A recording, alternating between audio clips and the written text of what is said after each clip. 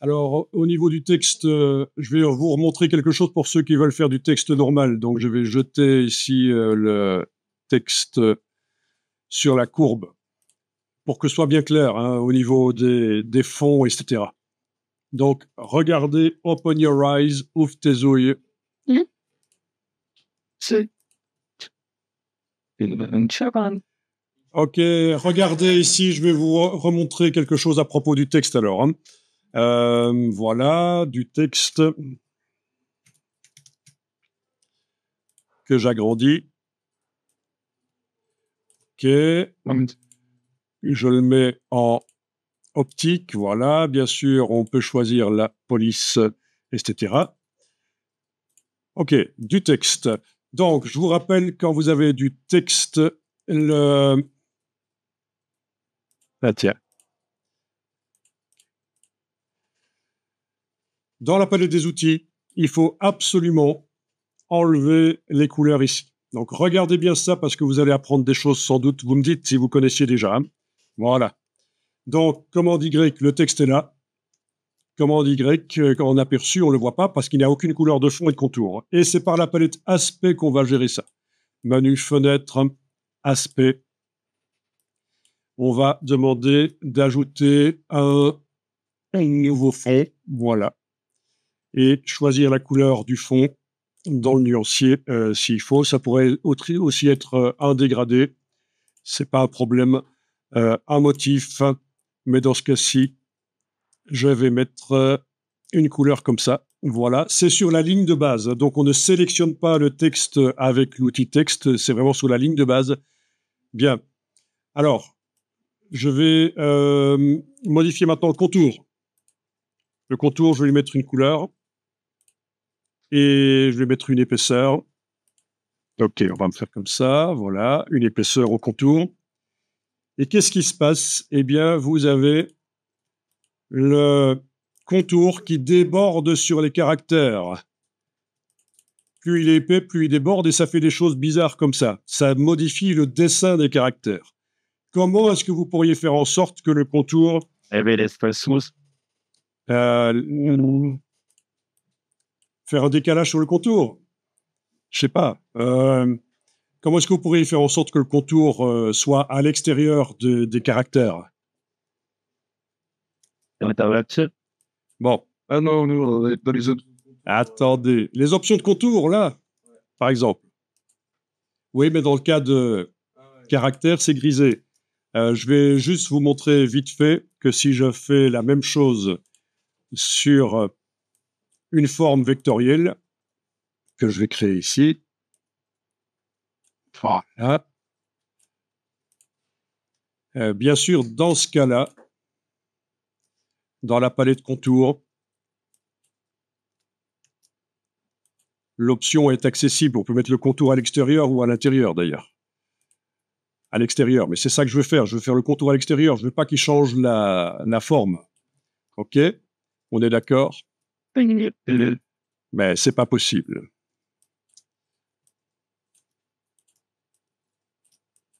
Je vous fais vite fait une autre forme. Là. Donc le contour est à l'extérieur parce que dans la palette contour, j'ai réussi à mettre le contour à l'extérieur, alors que sur le texte, si je sélectionne la ligne de texte, c'est pas possible, c'est grisé. Donc, une solution, ce serait de vectoriser le texte, mais on évite de vectoriser pour pouvoir changer les polices de caractère, les espacements après, plein de choses, s'il fallait, vous voyez, les espacements, la police, tout ça. Donc, vous voyez pas la solution, vous avez jamais eu le cas? Ben, en fait, c'est très simple, ça va se passer dans la palette aspect pour arriver à faire en sorte que le contour ne déborde plus sur le fond. Comment est-ce que je ferai?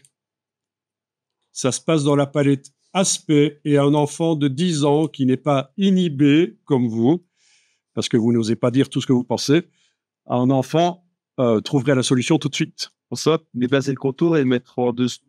Exact. Tu connaissais? C'est un peu comme un calque, quoi. Et bon, comme des papiers découpés, voilà.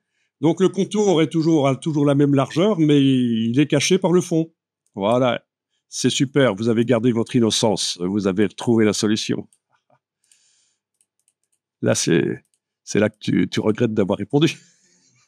Non. Ok, bien. Amusant, ça. Donc, c'est comme ça qu'on fait, c'est comme ça. Ça fait partie des tests, par exemple, dans des boîtes. Mettez-moi un contour sur le texte dans Illustrator. Si vous vectorisez systématiquement le texte pour faire ça, c'est que vous n'avez pas compris un peu comment ça marche, quoi. Ok, donc, il va falloir, dans le cas ici d'un autocollant qui est sur fond transparent, il va falloir mettre la couleur du blanc. Hein. Donc la couleur qui est ici chez moi, celle-là, voilà. Dont je peux changer d'ailleurs tant que je veux l'aspect. Hein, c'est voilà, je vais le mettre en rose clair. Ok, il est rose clair, peu importe. Bon, ben, c'est là qu'il faut réfléchir un peu, mais normalement vous arriveriez sans problème à le faire. Hein. Donc dans ce cas-là, je vais dupliquer, en ayant la ligne de base sélectionnée, bien sûr, je vais dupliquer le calque de fond. Je vais le mettre, le calque dupliqué de fond en dessous, là, voilà. Puis je vais lui mettre la couleur qui va servir à imprimer le blanc. Voilà. Et puis, il va falloir que ça déborde beaucoup. Donc actuellement, si je fais un décalage de 10,5 points, je devrais arriver pile poil au bord, on est d'accord? Voyons ça. Effet, tracé, décalage. Si je fais 11 points, 11 PT,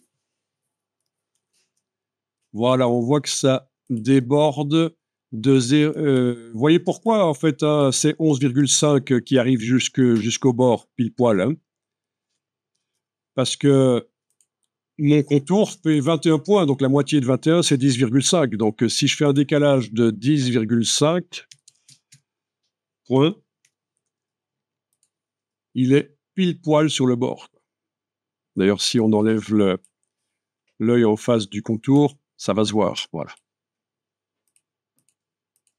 Donc, ce que je dois faire, en fait, c'est un décalage de la valeur de la moitié du contour moins 1,5 millimètre. Alors, ce serait quand même plus simple si je mettais tout en millimètres. En général, dans le monde du lettrage, on travaille avec des millimètres parce qu'on travaille beaucoup avec des grands caractères et qui font 20 cm de haut parfois. Et donc, les points typographiques, ça a des limites. Et c'est là qu'on va éventuellement aller dans les réglages d'unité, dire on va unifier tout ça, en fait. Hein. Voilà, on va dire que on va tout mettre en millimètres, en fait. Les dimensions des objets, les épaisseurs des contours, les dimensions des polices, tout en millimètres. Voilà, ce sera beaucoup plus simple. OK. Donc, j'ai une police qui fait 7,4, un contour qui fait 7,4 mm d'épaisseur. Donc, la moitié de 7,4, c'est 3,7 à peu près. Hein, 3,7 mm. Donc, normalement, il faudrait que je mette un décalage à 3,2 mm pour le fond.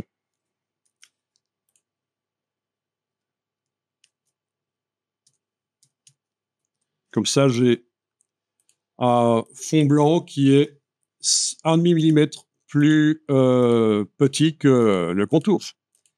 Après, vous pouvez tester manuellement. Vous n'êtes pas obligé de faire les calculs comme je viens de faire. Hein.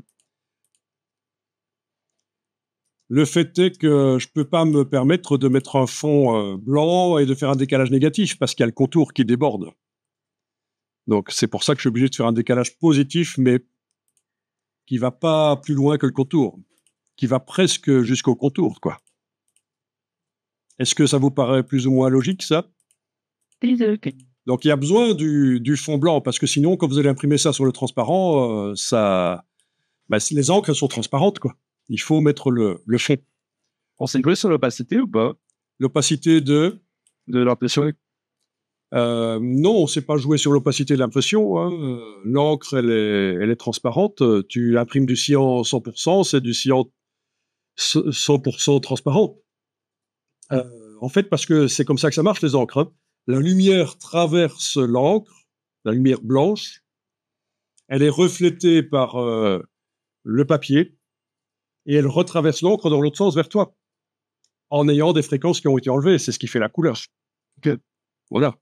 Dans le cas de l'encre cyan, par exemple, c'est les fréquences moyennes et longues qui ne passent pas. Dans le cas d'une couleur rouge, c'est les fréquences rouge ou magenta, c'est les fréquences, ou plutôt rouge, disons rouge, c'est les fréquences courtes et moyennes qui ne passent pas. Voilà. Donc les encres sont transparentes et c'est le papier qui reflète la lumière. Voilà. C'est comme ça que les encres offset et les encres de l'imprimante jet d'encre fonctionnent. Les encres sont transparentes. On vous a déjà parlé de la différence entre rouge, vert, bleu et cyan, magenta, jaune. On vous a dit rouge, vert, bleu, c'est additif.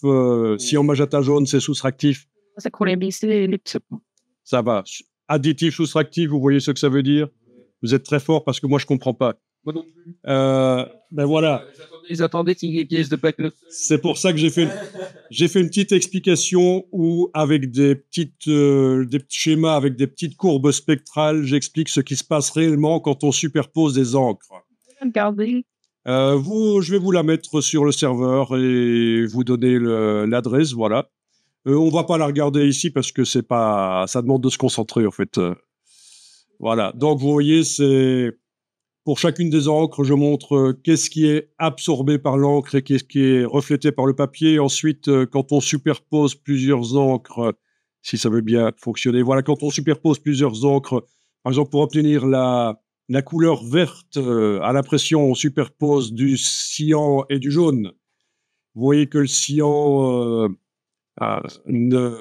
absorbe une partie de la lumière blanche, le jaune aussi, et la partie qui est commune aux deux encres, ça reste, c'est ce qui fait le vert. Enfin, tout ça est expliqué, donc c'est un peu plus sérieux. J'en avais marre des explications du style oui, c'est la synthèse soustractive, et en fait, on comprend pas quoi, ce que ça veut dire. Soustractive, pourquoi? Ok, donc l'explication, vous l'avez là du coup, et je vous mets la vidéo sur le serveur, comme ça, vous l'aurez.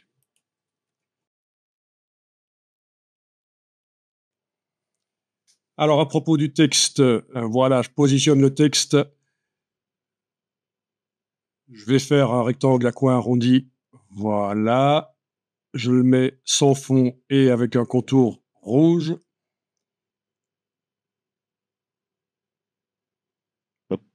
Puis, j'active en plus, avec la touche Shift, j'active en plus le cercle. Et avec le Pathfinder, je fais la fusion. Je duplique le mot. Voilà. Et je vais recommencer la même chose. Rectangle à coin arrondi. Mais il y a une différence ici.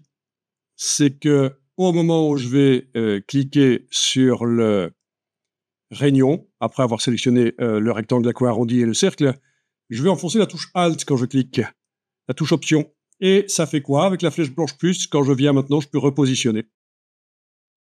Objet décomposé, l'aspect, et donc c'est redevenu un tracé fusionné.